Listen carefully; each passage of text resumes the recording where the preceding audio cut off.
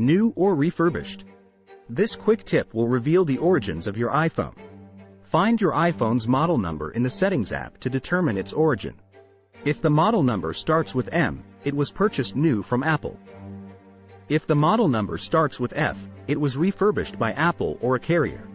If the model number starts with P, it was sold as a personalized iPhone with an engraving. If the model number starts with N, Apple provided it as a replacement device for a malfunctioning iPhone. If you find that your phone was refurbished, it is not necessarily cause for alarm. Apple puts its certified refurbished products through a rigorous process that makes them like new.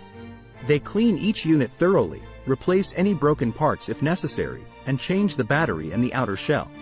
In general, Apple certified refurbished products look and operate like brand new iPhones, but for legal reasons, Apple cannot sell them as new. Apple typically offers these refurbished products at a sizable discount, so they can be a great deal. That's it for now, guys. Like this video and subscribe to our YouTube channel.